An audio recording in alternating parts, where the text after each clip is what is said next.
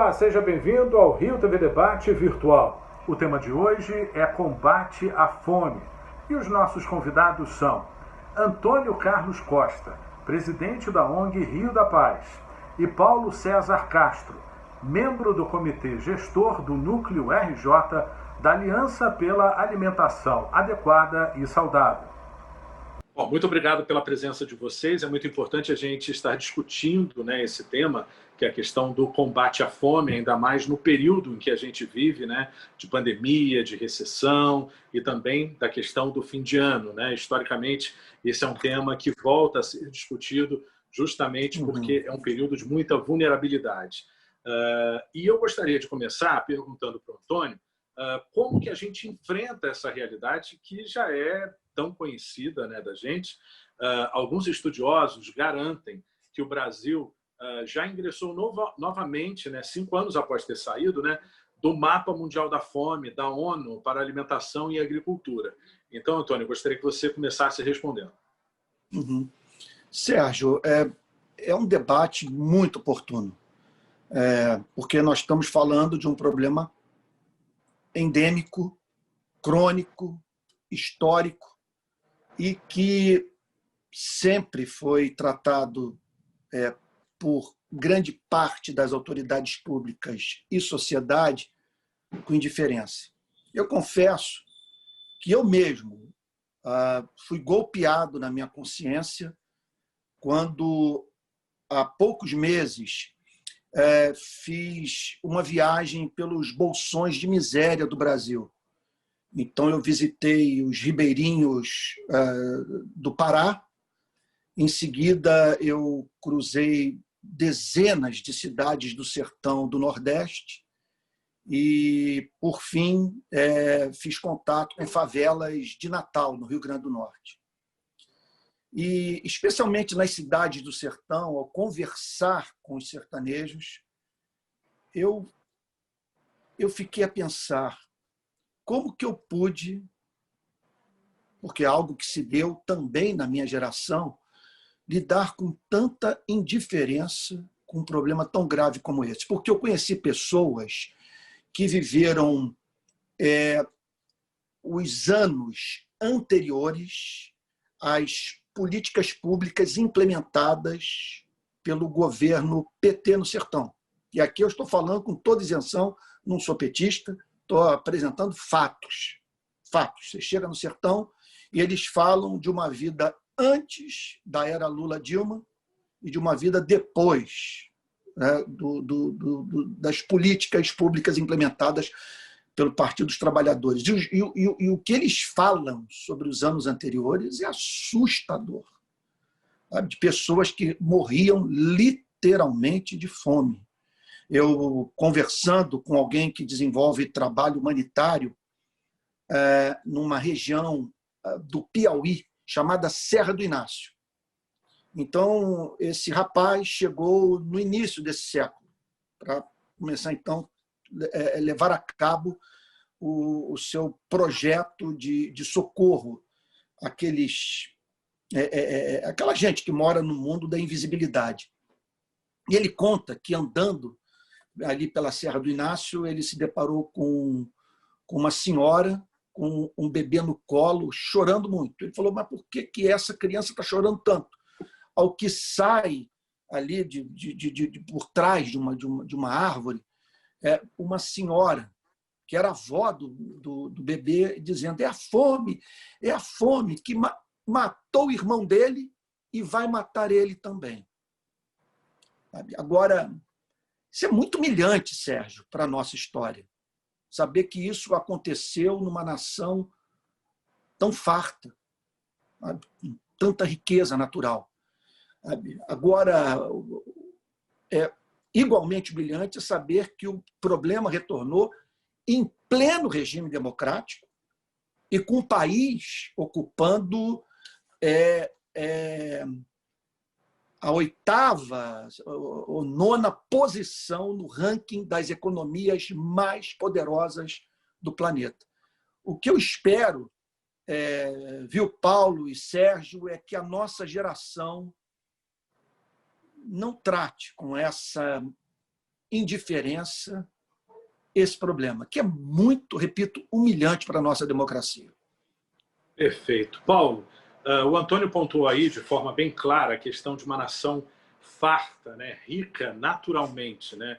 Nós somos aí um país do agronegócio. Como que você acredita que a gente pode suportar uma nação, né, enfrentando ainda a fome, né? Ou seja, também o Antônio pontuou regiões bem distantes, né, da nossa realidade visual, ou seja, norte, nordeste, nós estamos aqui no sudeste, mas aqui também existem bolsões de pobreza absoluta, e não precisa ir muito longe, né? A gente observa regiões que enfrentam a fome, né, onde dentro de um núcleo familiar apenas poucas pessoas podem se alimentar, né? Muitas vezes os pais deixam de comer para poder dar o mínimo, o básico para a sobrevivência dos seus filhos. Então, Paulo, como é que você analisa uma realidade como essa, tão antagônica, né? Um país que tinha tudo para ter uma alimentação de qualidade para o seu povo, ainda enfrentar uma situação como essa? Agradeço o convite, Sérgio, de estabelecer esse diálogo aqui com o Antônio, desse tema que é de fundamental importância da gente pensar, refletir e também agir sobre ele, né? Você coloca super bem na sua fala, né, e o Antônio também colocou, destacou a riqueza do Brasil, mas ao mesmo tempo o Brasil é um país extremamente desigual, né? A gente vivencia aí um país rico e um país de extrema desigualdade. Como você colocou, né, mesmo aqui no Sudeste, a gente está vivenciando de uma forma muito clara essa questão da fome nos grandes centros urbanos, né? Então, a gente passeando pelas ruas, por exemplo, aqui do município do Rio de Janeiro, a gente tem visto aí, nos últimos anos o aumento dessa população que vive em condições de miséria na rua, né? A gente vai vendo a condição de miséria também nas grandes áreas de vulnerabilidade, nas comunidades, nas favelas cariocas, por exemplo, na Baixada Fluminense, né? Em toda a região urbana, na região metropolitana do município do estado do Rio de Janeiro, a gente tem vivenciado essa questão, né? E talvez, na sua pergunta, Sérgio, você já coloca um elemento que também ajuda a explicar essa questão da fome, da miséria no Brasil, né? Que é o Brasil sendo colocado o país do agronegócio, do agrobusiness, né? A gente está muito mais preocupado numa produção de exportação de grandes commodities de alimento do que resolver os nossos problemas internos relacionados à alimentação, né? A gente produz alimento, mas ao mesmo tempo não garante a segurança alimentar e nutricional da nossa própria população, né? E tudo isso com um grande mote econômico por trás da balança comercial positiva, né? De um aumento da nossa balança comercial, né? Então, são algumas questões que a gente tem que pensar e refletir quanto país, né? O que é prioridade para a nossa população, o que está colocado como prioridade para o desenvolvimento, qual o modelo de desenvolvimento de país a gente tem que pensar, tem que desenvolver, né? Então, são algumas questões que a gente tem que refletir acerca desse processo da fome. A fome, como o Antônio colocou muito bem colocado, é um processo histórico,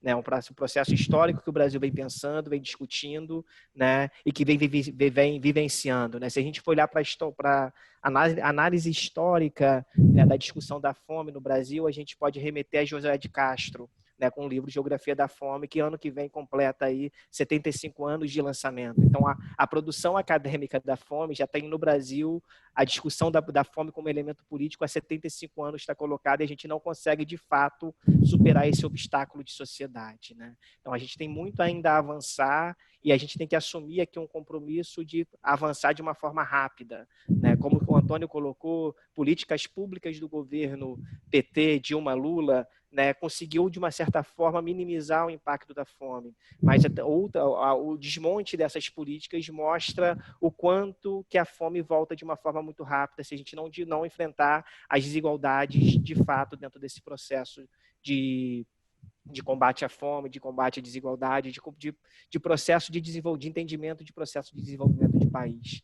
né? Então, são algumas questões aí que eu coloco para a gente poder refletir dentro do nosso debate. Por isso, Antônio, eu te faço uma pergunta com base em números de alguns estudos, né, que fazem até projeções, né, até o final de 2020, 15 milhões de pessoas devem passar fome no Brasil, né? A que você atribui essa previsão e por que nós não temos condições de alimentar a todas essas pessoas? Onde que a gente enfrenta o gargalo, o problema principal da questão do combate à fome? Olha, Sérgio, eu eu havia dito que o tema proposto é muito oportuno e não completei o pensamento. Oportuno em razão dos motivos históricos aqui mencionados pelo Paulo, por você e por mim, mas também em razão do fato que nós estamos enfrentando uma pandemia com reflexos profundíssimos na economia e que representam hoje, segundo o IBGE, 40 milhões de brasileiros desempregados. São 14 milhões que procuraram emprego e não encontraram, mas 13 milhões que nem pensaram em procurar emprego pelos mais diferentes motivos. Uma massa que não está nem que não aparece aí nas estatísticas, mas que é o que eu vejo nas comunidades do Rio de Janeiro. Pessoas que não recebem auxílio emergencial, nem sabem da existência do auxílio emergencial, como, por exemplo, os usuários de crack. Então, eu temo pelo que está para acontecer, porque é muita gente desempregada. Nesses últimos dias, eu percorri várias favelas do Brasil, visitei Manguinhos, Vila Kennedy, Mandela, Jacarezinho, estive em Santa Luzia, em Brasília, e as pessoas estão desesperadas com esse corte, porque gente que procurou emprego, tentou entrar no mercado de trabalho e não obteve sucesso, e que hoje depende dessa ajuda do governo federal, que obviamente não deve ser encarada como uma dádiva, mas sim como um dever, que isso é direito do povo. Então, respondendo sua pergunta, olha, nós temos que pensar numa série de fatores. O primeiro deles foi o que eu vi agora, percorrendo o sertão. Os grandes latifúndios, a imensa concentração de terra. Impressionante que olha, eu andei quilômetros, eu devo ter percorrido uns 3 mil quilômetros.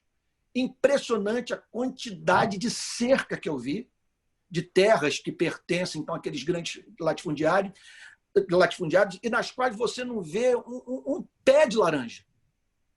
São áreas imensas não aproveitadas. Então, soma-se a isso também as condições de trabalho mesmo, as relações trabalhistas nesse país. São 54 milhões de brasileiros recebendo R$450 por mês. Isso é uma escravidão velada. Então, e fora os cerca de 13 milhões de brasileiros que vivem com R$130 por mês. Então, nós vimos os planos de seguridade social serem implementados, especialmente, repito, pelo governo PT, que está vendo um desmonte e uma mudança surpreendente de mentalidade em grande parte da sociedade, porque essas pessoas, grande parte da sociedade, especialmente a classe média, está assim, convencida que algo como o Bolsa Família, por exemplo, estimula, usando a linguagem popular, a vagabundagem, que deforma o caráter das pessoas, quando nós sabemos que, se não fosse a implementação de um projeto como esse, pessoas morreriam de fome. Então, falta o engajamento da sociedade. Nós precisamos de uma sociedade mais perturbada, mais angustiada com esse tema, a fim de pressionar de modo célere o poder público, uma vez que a solução do problema passa, repito, por implementação de políticas públicas. Lá, por exemplo, no Nordeste, né, nas cidades do sertão que eu visitei, chamou muito a atenção o fato de que houve uma mudança. Pessoas subiram no primeiro degrau, vamos assim dizer, da escada da ascensão social. Entrou o Luz para Todos, o Minha Casa Minha Vida, o Bolsa Família, os institutos federais, aquele sistema de coleta de água, que é um negócio extraordinário. Agora, impressionante o desemprego. A quantidade de gente ociosa e de cidades inteiras que são mantidas pelo salário do funcionalismo público, pelo pagamento de pensões e pelo Bolsa Família. E aí, Sérgio e Paulo, o alcoolismo hoje é um problema na Amazônia e no sertão, em razão dessa ociosidade.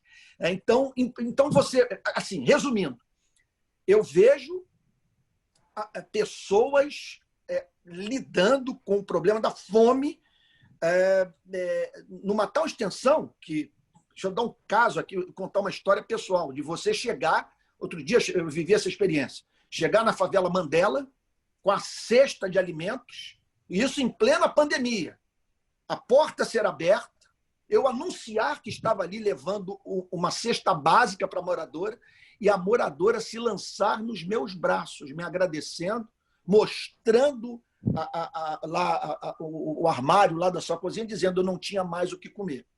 Esse é um lado da realidade. Agora, associado a isso, a subalimentação e pessoas que hoje simplesmente não conseguem subir um outro degrau, porque as obras aquele trabalho, aquele dever de casa do Estado que atrai o dono do capital para... esse dever de casa, infelizmente, não foi feito ainda. E sem ele, sem o Estado cumprir esse papel, entrando com infraestrutura básica, investido em capital humano, nós não veremos essa gente cujo trabalho é fundamental para a produção de riqueza, que são esses homens que, por mais que em parte sejam regidos por um princípio utilitarista e baseado no lucro, produzem riqueza, né? Paulo, como é que a gente pode caracterizar essa insegurança alimentar? Ou seja, quando que uma família ela deixa de ter o que é considerado uma alimentação adequada, saudável, básica para a sua subsistência? Então, Sérgio, a gente trabalha muito com uma escala brasileira de insegurança alimentar, que é um instrumento que faz essa avaliação do que é a insegurança alimentar aqui dentro do nosso contexto brasileiro. Inclusive, só pegando uma parte aí da sua pergunta, deixar, né, aqui claro que o Brasil, de fato, tem aumentado a nossa situação de insegurança alimentar na nossa população. Hoje, mais de 10 milhões de brasileiros vivem em situação de insegurança alimentar, segundo os dados publicados esse ano, de 2020, pelo IBGE, da pesquisa relativa à pesquisa de orçamento familiar dos anos de 2017 e 2018. Né? Então, mais de 10 milhões de brasileiros vivenciando uma situação de insegurança alimentar. E o que seria essa insegurança alimentar? Seria aquela população que não tem acesso à alimentação no seu domicílio. Né? A população ali não tem acesso a determinados tipos de alimentos, né? Que a escala tenta buscar, né? Como, por exemplo, arroz, feijão, alimentos básicos para a alimentação dessa população, ou que estão vivenciando esse estágio de insegurança. Então, é perguntado para essa população se ela vivenciou esse estágio de insegurança, se num determinado espaço temporal, ela teve ou não teve acesso a determinados tipos de alimentos, e se ela vivenciou esse estágio de insegurança. Né? Então, hoje justamente o que o Antônio estava pontuando e o que a gente observa em algumas reportagens, né? Quando se abre a geladeira, não tem nada. Quando se abre o armário, não tem nada. E aí há uma tentativa de sobrevivência, talvez com doações, e quando isso não chega, parte dessa família fica sem comer, né? Exatamente. Quando a comida que tem disponível na casa não atende às necessidades nutricionais, não atende às necessidades alimentares da família que vive naquele domicílio, né? Então, aquela família está vivenciando um estágio de insegurança alimentar. E a gente trabalha com diferentes níveis de insegurança: a insegurança leve, a insegurança moderada e a insegurança grave. E o que o que os estudos têm apontado é que essa insegurança moderada e grave tem aumentado no Brasil, tanto na região urbana como também na região rural. Né? Então, a fome ela está colocada, como o Antônio colocou muito bem, tanto no campo né, em relação a toda a parte do nosso interior do Brasil, na região ribeirinha, na região de produção de alimentos, na região rural, mas também nas grandes cidades, né? Então, a gente está vivenciando todo esse processo de insegurança alimentar. E queria aqui só pegar um gancho com uma fala do Antônio, da importância das políticas públicas para a gente poder justamente ter esse enfrentamento, né? Queria destacar que esses dados que a POF mostra já refletem um pouquinho daquela emenda constitucional 95, que congelou os gastos públicos em relação à educação, à saúde, já vai mostrando o quanto que políticas de austeridade que têm sido implementadas nos últimos anos no Brasil, elas favorecem a essa situação de privação, de fome, do aumento da desigualdade, né? O quanto que as políticas pautadas no modelo de um determinado modelo de desenvolvimento econômico,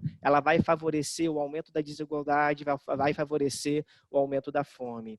Lembrando também que a gente está vivenciando aí uma pandemia do coronavírus, que para o ano que vem a expectativa é que esse quadro da insegurança alimentar e da fome se agrave ainda mais com o governo que já tem anunciado que não vai manter o auxílio emergencial, que foi o que segurou muitas famílias, né, durante o ano de 2020.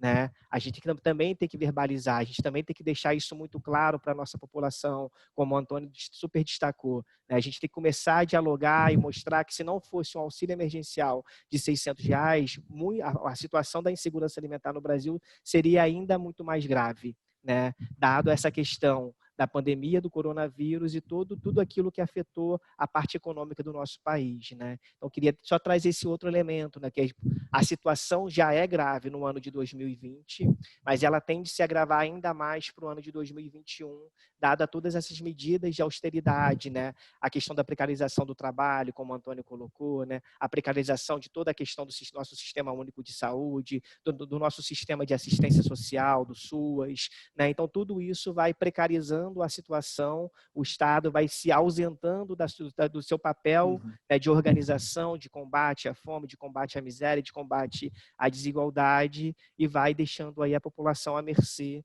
dessa situação de insegurança alimentar e da fome. Né? Antônio, Sérgio, eu poderia ilustrar o que o Paulo falou, sabe, com uma experiência? Você vê a importância das políticas públicas. Eu ouvi relato no sertão, mas de várias famílias, dizendo que antes do Bolsa Família,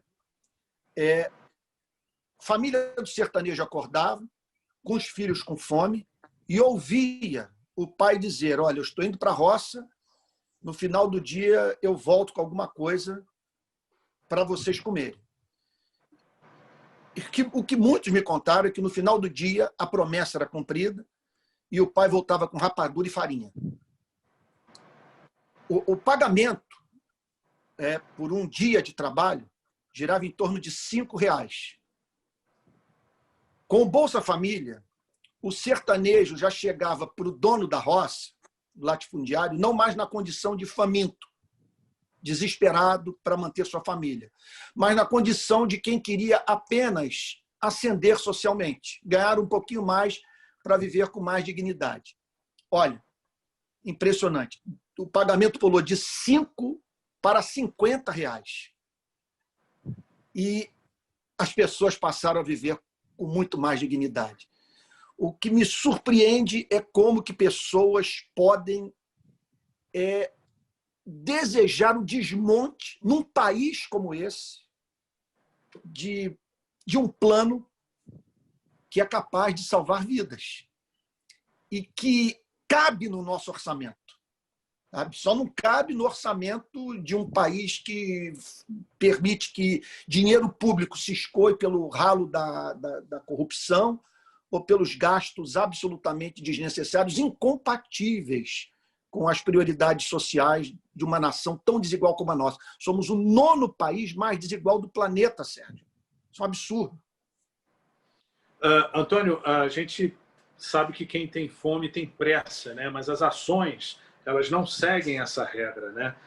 Como que a gente conseguiria reverter essa realidade diante do que a gente vive hoje? Olha, Sérgio, eu vou te falar a partir da minha experiência. que nós fazemos? Primeiro, eu vou para a comunidade com as minhas câmeras, levo um troço como esse, por exemplo. Aí entro nos barracos, entrevisto as pessoas e ponho nas redes sociais o que essa gente está vivendo. Mostro a realidade, vou no banheiro, mostro o armário vazio, a geladeira só com uma vasilha d'água e tal. E aí, então, os recursos começam a aparecer de todos os lados. E a gente transforma isso em cesta básica e vai para dentro da comunidade para socorrer essas pessoas. Agora, paralelo a isso, por sabermos que os movimentos sociais não têm braço para dar conta dessa miséria, por mais que recursos nos cheguem às mãos, por mais que nos esforcemos, mas como dar conta? São, repito, 54 milhões na pobreza, cerca de 10 milhões abaixo da linha da pobreza, vivendo na miséria. Então, precisamos da ação do Estado. Então, o que nós fizemos? Fomos para Brasília, montamos uma favela em frente ao Congresso Nacional, recentemente, estendemos uma faixa, fim do auxílio emergencial é crime, porque é uma iniquidade que está em curso, porque estabelece um deadline, um prazo final para o pagamento do auxílio emergencial, mas sem que tenhamos um deadline para a crise de desemprego, para a pandemia, sem que o governo federal apresente um plano de vacinação, que é fundamental para a retomada do crescimento econômico. Então, penso que nós devemos fazer ambas as coisas. A filantropia, esse trabalho, conforme se diz, de formiguinha, subindo o morro. E, olha, eu vou te dizer uma coisa, Sérgio Paulo, se não fosse o trabalho das ONGs, o caldo já teria entornado no Rio de Janeiro.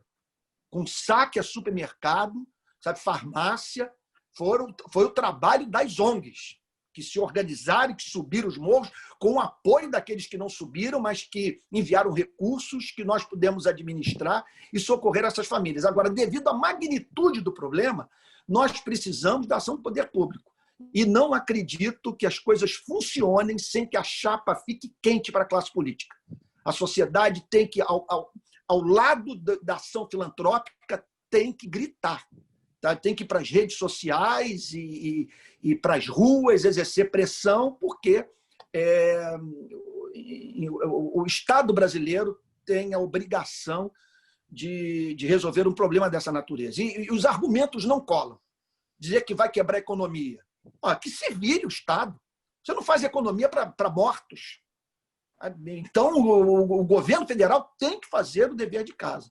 Socorrer essas famílias sob pena de termos sérios conflitos sociais nessa nação. Porque não acredito que essa gente vai ficar de braços cruzados dentro de casa vendo o filho morrer de fome. Paulo, na medida em que o mapa da fome deixa de ser uma ameaça e se torna uma realidade, como é que a gente caracteriza esse mapa da fome? Seria, por exemplo, inclui países onde mais de 5% das pessoas ingerem menos calorias do que o recomendável, né? Perfeito, Sérgio, exatamente, né? O mapa da fome ele traz essa realidade, né? A gente conseguiu sair do mapa da fome, né, após a implementação de políticas públicas, né, conforme já foi colocado aqui, né? Tem um programa de cisternas no sertão que ajudou muito nesse processo, né?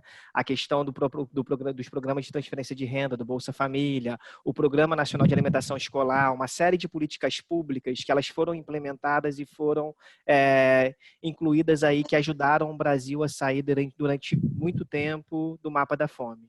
Então, a gente sai do mapa da fome e agora a gente está retornando para o mapa da fome, mostrando que mais do que 5% da nossa população está vivenciando aí essa situação de não conseguir atingir as necessidades alimentares mínimas. Queria destacar uma coisa aqui também em relação à fala do Antônio. É sempre bom lembrar que a alimentação é um direito constitucional. Ela está colocada na nossa Constituição como um direito que o Estado deve garantir à população, né? Então, se tem pessoas morrendo de fome ou passando fome no Brasil hoje, existe uma omissão do Estado, né? O Estado está sendo omisso por essa questão, né? Conforme colocou o Antônio, a gente não der, claro que é super bem-vindo toda essa questão da solidariedade, né? Toda essa questão da solidariedade que a nossa população vai construindo para conseguir fazer distribuição de cesta básica, de alimentos, de quem tinha.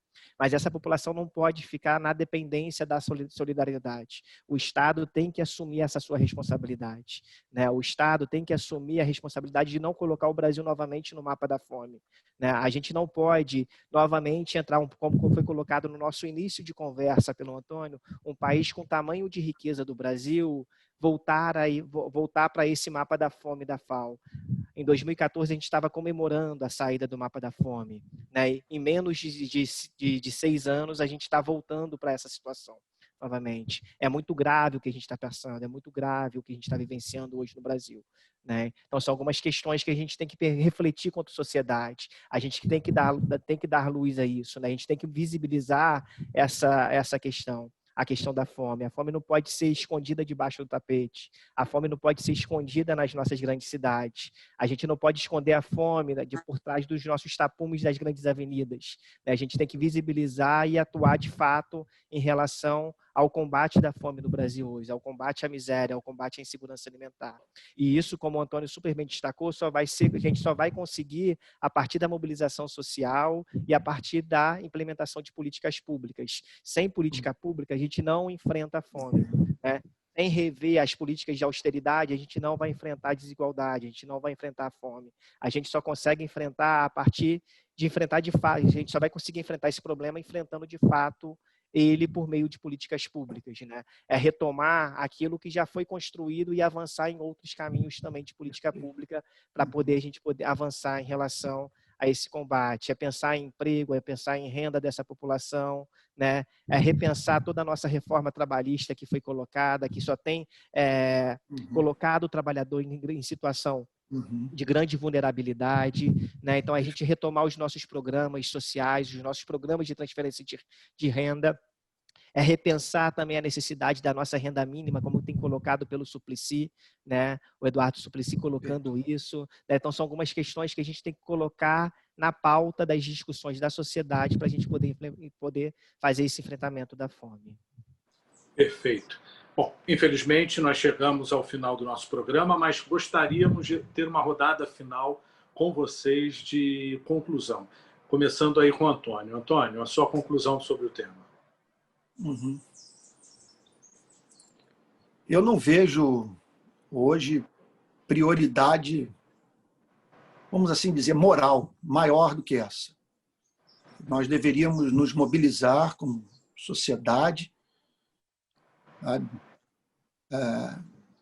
a fim de combater algo profundamente humilhante para a nossa democracia. Olha, não apenas para a nossa democracia, para a nossa geração. Porque no futuro, quando olharem para esses dias, a pergunta que será feita é como que permitiram que acontecesse. Essa pandemia trágica sobre vários aspectos, pelo menos está nos ensinando uma grande lição. Que sem solidariedade, o projeto da humanidade é inviável. E que pessoas empobrecem, não por serem alcoólatras, desperdiçarem as oportunidades de vida que tiveram ou serem preguiçosas. Podem essas mesmas pessoas levar golpes severos da vida e verem seu padrão financeiro despencar e se tornarem, portanto, carentes da solidariedade humana. Se essa pandemia, Sérgio e Paulo, não nos ensinar essa lição, não há mais esperança. Porque nós estamos vendo aí, se não fosse o auxílio emergencial, fruto de muita pressão da sociedade e de alguns congressistas, porque inicialmente o presidente queria R$200. O Congresso pressionou, pulou para 500, depois para 600. E agora,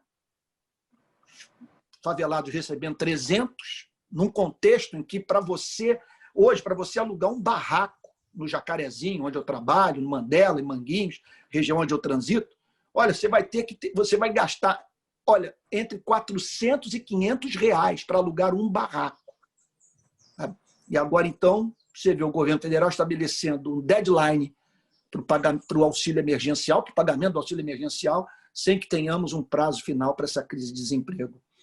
É assustador como que nós podemos repetir erros históricos. Sabe o que me parece? Eu concluo aqui, não quero ser pessimista, não. É um fato, e que isso sirva para mexer com os nossos brios. Sabe?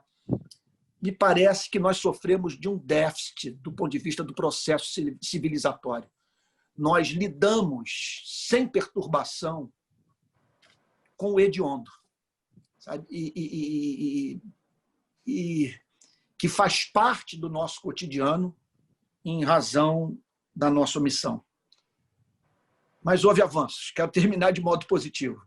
Você vai para algumas cidades de sertão, para as comunidades ribeirinhas do Amazonas, até mesmo aqui nas favelas das nossas grandes cidades, e você vê que houve avanço, mas que demanda da nossa geração um arregaçar de mangas a fim de que aquelas mudanças estruturais ocorram que possibilitarão essas mesmas pessoas emergirem do estado de petição de miséria que se encontram. Perfeito. Paulo, só a conclusão. Bom, dialogando aí um pouco com a fala do Antônio, e colocando aquela velha máxima, né, do Betinho, né, quem tem fome tem pressa, é fundamental a gente dar visibilidade a essa questão, né? Claro que andar na rua a gente já consegue enxergar a questão do quão vivo está a fome hoje no Brasil.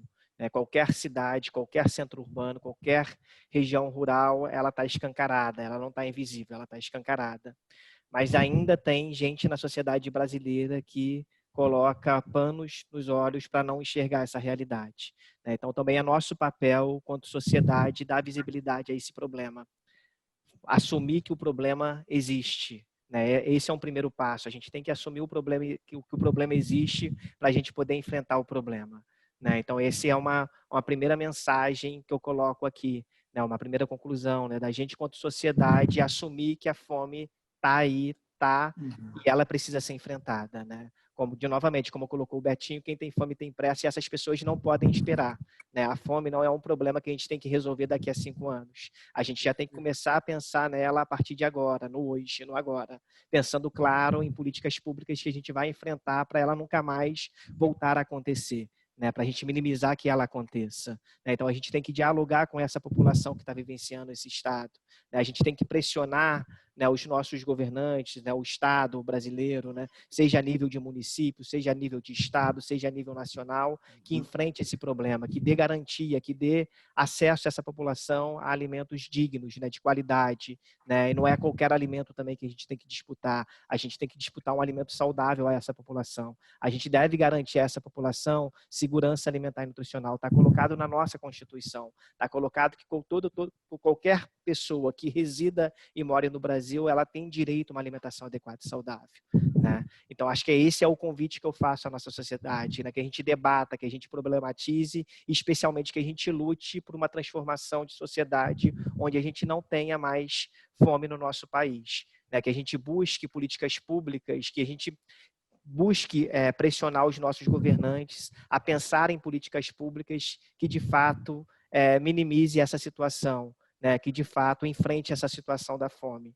A pandemia veio para escancarar ainda mais essa situação. A pandemia veio para escancarar a questão da desigualdade. A gente só vai conseguir ser aquela possibilidade de país do futuro quando a gente enfrentar as desigualdades estruturais que tem no nosso país. A gente não pode viver num país onde a nossa população negra continua sendo marginalizada, onde a mulher continua sendo marginalizada. A gente tem que enfrentar todos esses problemas estruturais para a gente poder enfrentar todas as questões de desigualdade e enfrentar a fome no país.